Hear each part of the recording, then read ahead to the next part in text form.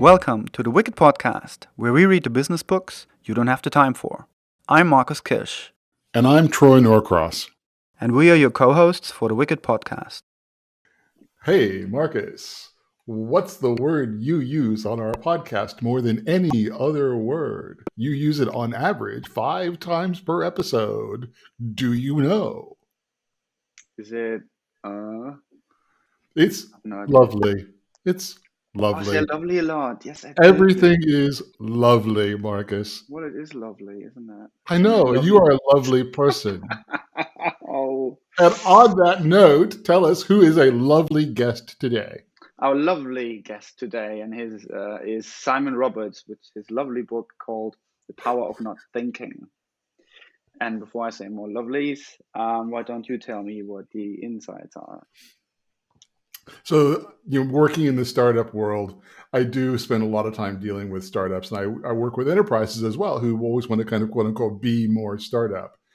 And we were talking about, is it really the case that startups spend more time doing this kind of anthropology work, getting out in the field, figuring out how people really are, and listening with both mind and body to situations that improves their products? Or is it just that they're out there flailing around? And I pulled the old quote from many, many years ago that even blind squirrels occasionally find acorns. And I think we kind of settled on that. But at the end of the day, whether you're a startup or whether you're an enterprise, get out there, get in the real world, figure out what's really happening. Don't sit in your ivory tower, or don't sit in your Hoxton coffee shop and decide what your product will and will not do. The other one we were talking about was sometimes organizations can apply some of their strategies about better understanding their customers by looking how do they better understand their teams. And so that's a really interesting thing where you can do some good anthropology and some good ethnographic research as a leader and go and sit and spend time with your team and really figure out what is going on with them, what's going on in their daily lives. And those were my 2 takeaways. What about you? Yes, so great insights. I had some of the question and answers or the conversation we had reminding me of a workshop I did just before COVID in Saudi Arabia, where the cultural difference and realities in their lives was like really humbling for me, because I had never been there and I'm from a very cultural different background. So I brought Lego around, which is helped me greatly there to communicate, because everyone knows Lego. So that was brilliant. But also, Did you have them step on one so they could really feel it? it was no, I have no idea what that means. But like basically If you ask any parent, the most painful experience in the world is stepping on a piece of Lego with bare feet. or stepping on them. Sorry, I thought snap on. You said stepping on a 4-piece, right? Yeah, most painful experience. More than a spider bite or something. Yeah. No, I don't do that with people who join my workshop, especially people I don't know. No, but I used it there to build scenarios, right? So the ideas they had, they built the realities of that in Lego form, which then quickly gets you into a conversation. Hang on a second, if this is there, people will not go there. They will not see this. They have to go there, and therefore you have to move this, or therefore this happens. So it's sort of a bit of reverse of what Simon's talking about when you said check with reality. So we built our little realities, and that got the right information into the idea discussion, which is, hang on a second, I'm a human being. I've been to an airport before. We're designing this for an airport. That doesn't work like that in an airport because I know that I've been there, right? It brought that out. And he mentioned one of the service design thinking methodologies or tools we're using. It's called body storming, which essentially is you are reenacting your idea. So you be an actor for a minute or two and you play it through. And while you're playing it through, you realize that certain things work and certain things don't. And you start to think about it quite in detail, what that actually means, the idea you just came up with. And that often leads to really good discussions and de-risking and understanding that, hang on a second, that's not going to survive in reality because it doesn't exist in reality, or people wouldn't do that, right? So body storming. Nice that someone brought it up again. I love that. Well, the other thing, and I don't want to give away too much, but we do talk about open knives and muggings in this Lord. episode.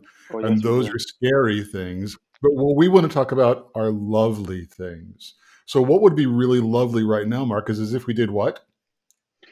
We go to the interview before we take the knives out.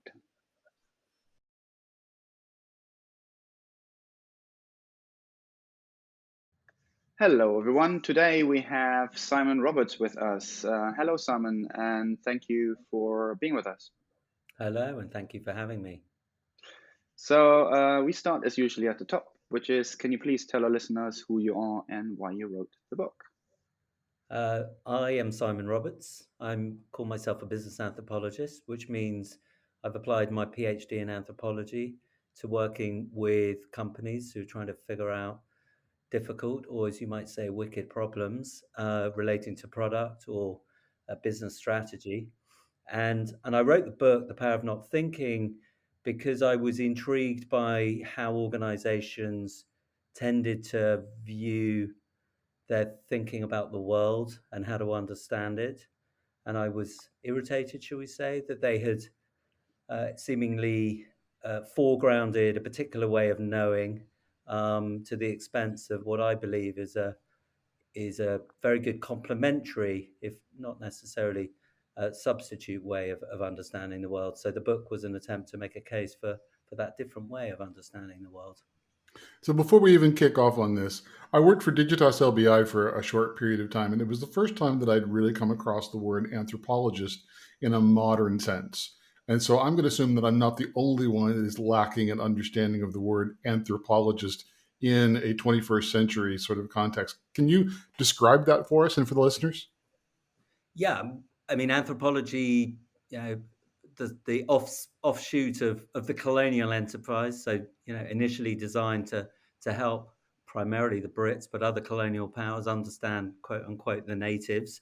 And it's an approach which is essentially premised on the idea that if you want to understand people, you need to go to where they are.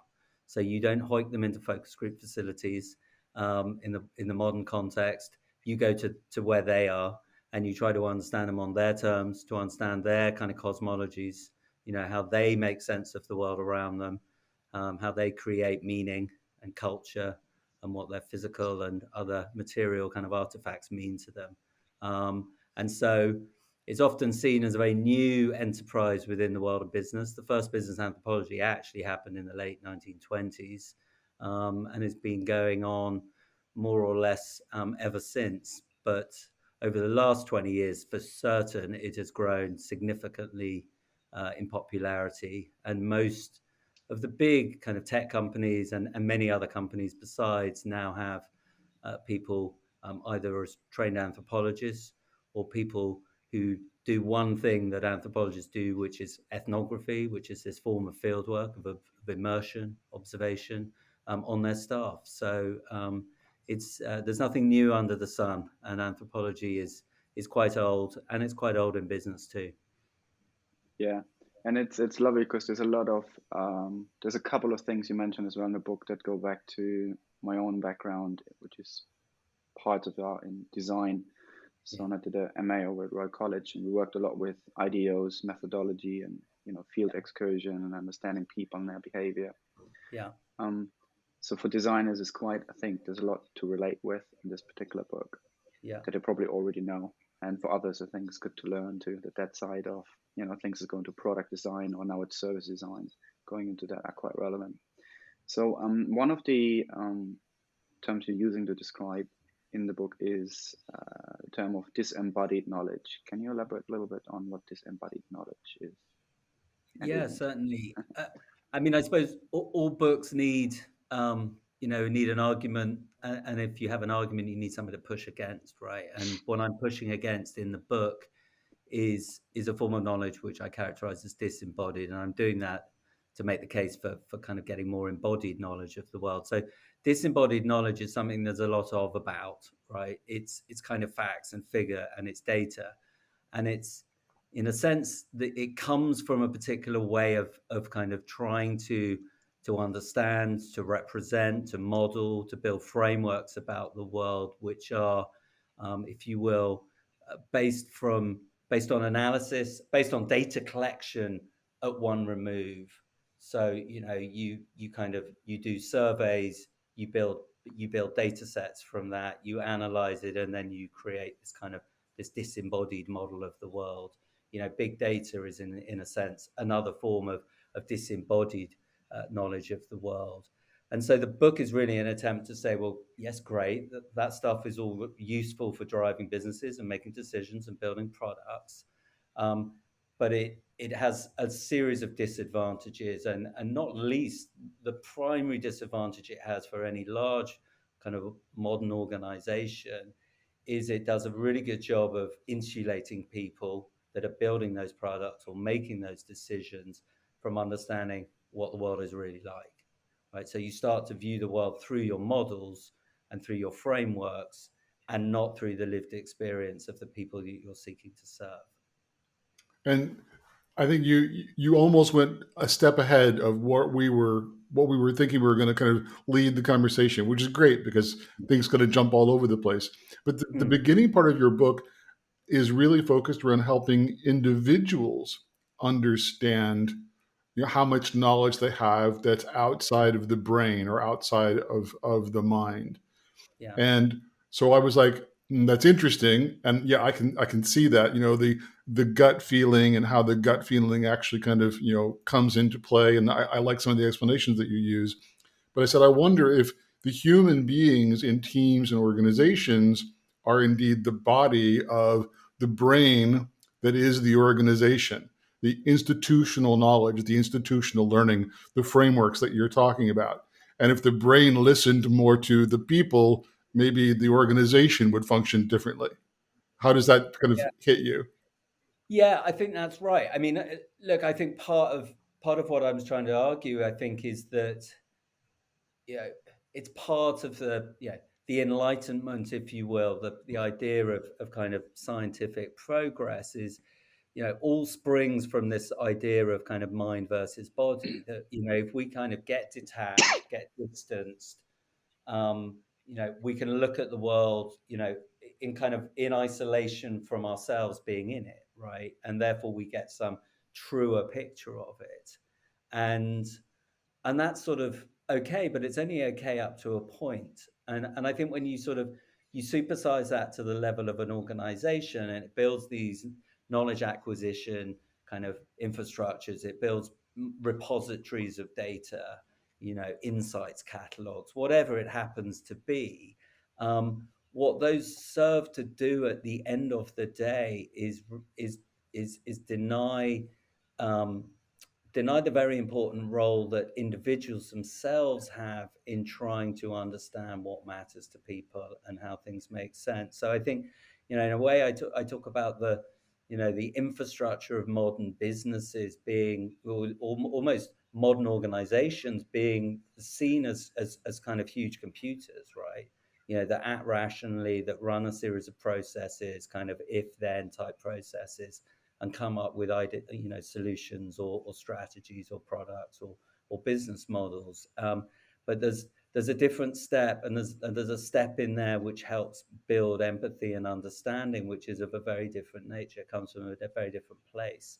A model of the world doesn't give us empathy for the world. It gives us a model of the world. But the map is not the territory, right? Our maps an Ordnance Survey map is great. It tells us where the rivers are and where the hills are, but it doesn't really give us a feel for the landscape we're around and the smells and the sights and the sounds. So, that's what I'm arguing for, a little bit more groundedness. Yeah, and I think when you say groundedness, again, I'm gonna fall back into my designer hat on, put my designer hat on. It's I remember in quite many projects, I worked across lots of different industries. The simplest thing for me to get this across was often just to drag people outside of the office and just put them into either the shop they were working for or amongst the people and just watch them to start with. Just like, if you want to know how it feels, just go there. Interestingly, on some of the better podcasts, maybe better than ours, maybe not, some of the better CEOs seem to be doing that, and they seem to perform really well because they know their people, they actually know the problems. They don't go, as you said, if it's modeled after the machine and the machine famously runs on ones and zeros, then we end up with a lot of black and white things.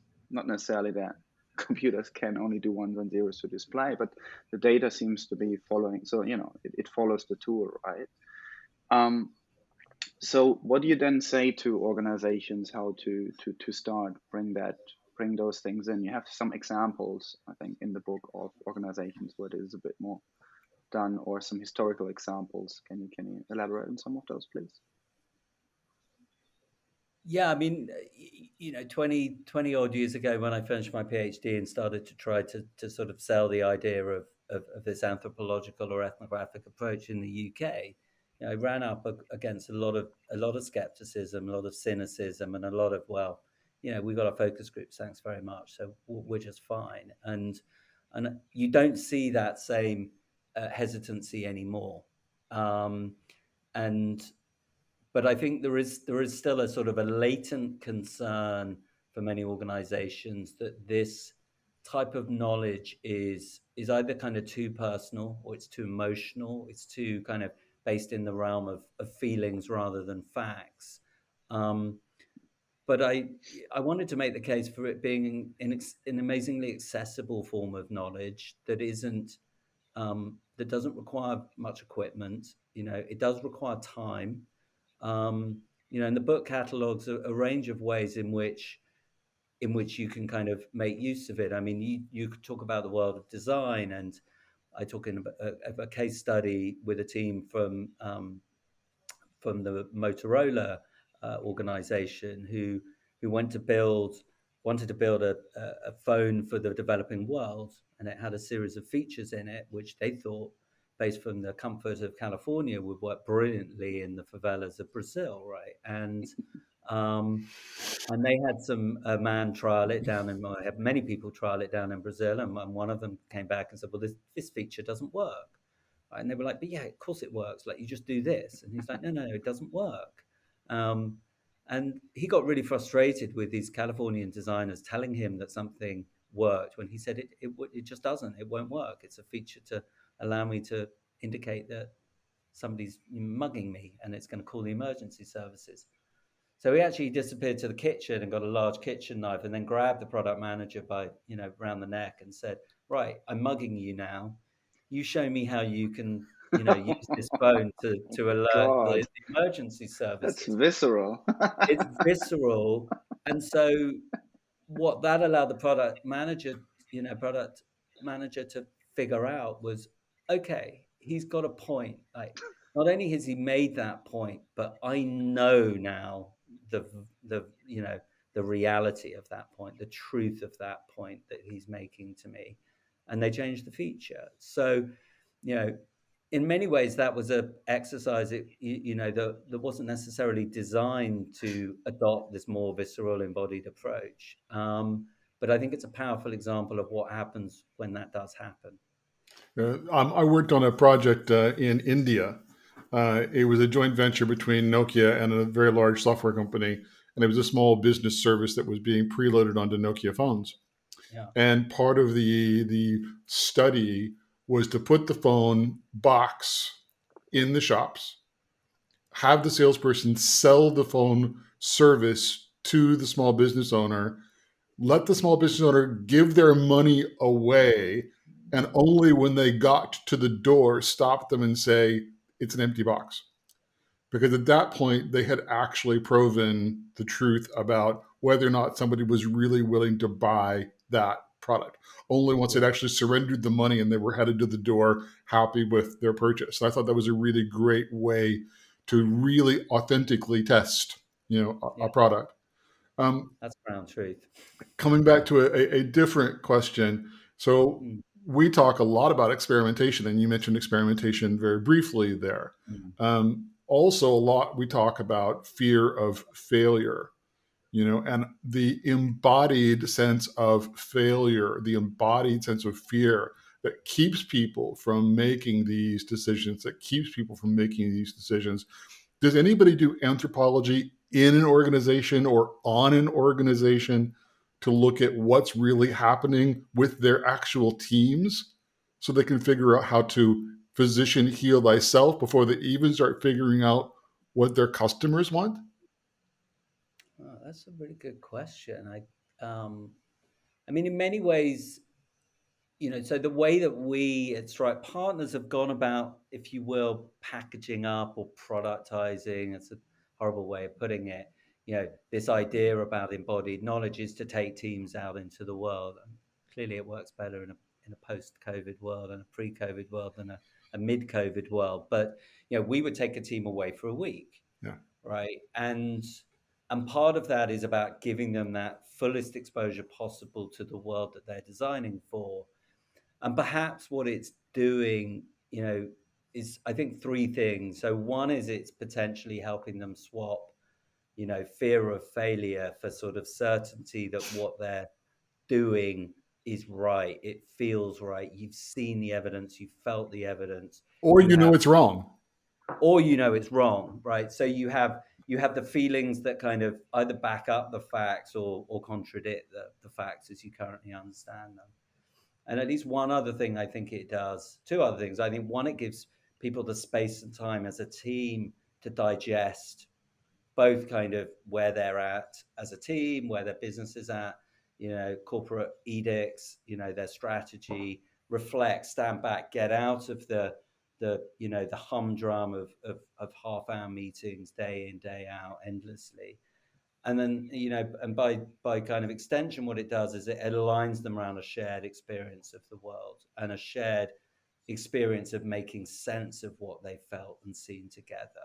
And so we never sold it as this kind of, with this HR or this team building kind of magic to it. But over time, what we saw was, the way I put it was aligned teams just know what to do. And for me, embodied knowledge is when your body just knows what to do. Your body doesn't have to think when it gets on a bicycle, it just rides. And I think what great teams and good companies need is this knowledge of knowing just what to do, but having that in a shared, tractable kind of format is vital, because no strategy document ever survived impact with the enemy. Yeah. And some of the things you say as well about colliding with reality reminds me, as a design thinking, we sort of also tend to sometimes use the other way around, right? So if we don't have the opportunity to actually go into reality, we try to create in very simple forms the reality in a very tangible way. I think probably the most famous and borderline notorious tool for that is Lego, right? So these Lego serious play sessions that sometimes people cringe at does exactly that. You come up with an idea, and because you don't materialize it or you don't get in contact with the reality of the idea, you miss a lot of things, and then they're just ideas. You're not proving them. But when you actually try to build them and suddenly you realize, oh, hang on a second, this is way too far away. When someone comes in here, they'll never look at this, That's, I think, where a lot of, as you said, your body knows this. You don't have to be a specialist to know certain obvious things, because we're all people. We all have been in a shop. We all have been traveling or whatnot. And because I remember doing that over in a workshop in Saudi Arabia, and I was really, really humble about the cultural difference and what I'm gonna do. And Lego saved my life. But when you look at this and you say there's a lot of people that already knows a lot of things anyways, what's for you then sort of the role of specialists versus jack of all trades, or people who don't have necessarily tied to specialists and specialist solutions in that equation? Yeah. Well, it's a good question, and one that's, I suppose has chased me around mentally for the last 20 years, being to some degree a jack of all trades consultant, right? I mean, in many ways, what people like me, perhaps people like you do, you're running processes, you're wayfinders for people, you're guides, we're never claiming necessarily to be the experts in how to build X or Y. You're there to facilitate a process, to keep it on the rails, to keep it kind of honest versus the world out there. And I think in a way I'd call myself a specialized generalist, right? And my specialism is in people and in understanding culture. what makes things tick. And and and the generalist bit is that can be applied to a whole range of different kind of environments or teams. However, I think I am a fan of specialism, and I think, you know, it's teams need to be specialized in some way. But I think what comes with specialization is, you know, like it or not, is a form of kind of mental, you know, or blinkers. And so a little bit of I suppose my philosophy is about saying, um, in a way, I think it's harder to be a generalist than to be a specialist, because you as a specialist, you know what frameworks or ideologies or ways of thinking you need to hold on to and subscribe to. And a generalist, you know, has to duck and dive a little bit, and be a bit more of a magpie. And I think, you know, magpie type thinking, kind of stealing the best of bits from everywhere, is actually what a lot of organizations kind of need. You know, to help them just stay true to a world that's never stopping changing. Okay, so duck and dive and magpie and all of those things. First thing I think of are startups. And startups are supposed to be lean and they're supposed to be agile, and big lumbering behemoth legacy companies are always striving to be more startup, you know, and kind of all the rest that kind of goes along with that. Do you really think that the startups are any better at being connected and actually doing the work? Or do you think they're just out there flailing around? And as my old friend Peter used to say, even blind squirrels sometimes find acorns. Yeah. No, yeah, so that's a very good question. I mean, it's certainly, I reflected the other day, I was looking at some new, you know, some product on some startup. It will remain nameless, somewhere on LinkedIn. And of course, what it had was the founder's story. You know, I started this company because X, you know, I had this personal experience. And of course, that's now a formulaic kind of way of talking about a business, right? But I think, you know, like all truisms, there's an element of truth in it, which is that many of the big startups that we know, yeah, Airbnb being a really good example, you know, Brian Chesky, oh, we need some money, or, you know, there's a conference coming to town, let's rent out our room, right?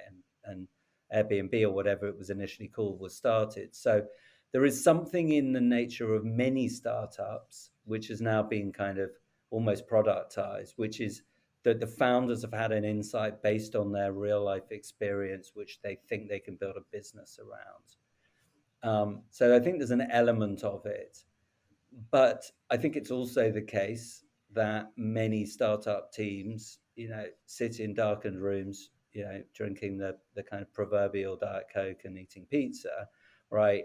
And are building things that really bear very little reality to the world. So, you know, when you drive down from San Francisco to the Valley, you know, you see billboards for a load of services that are built by people that clearly have very little relationship with the world that the rest of us live in, right? You know, as people say, there's services for people that have just left home. You know, there are things they would like their mum to do, but they're no longer living at home.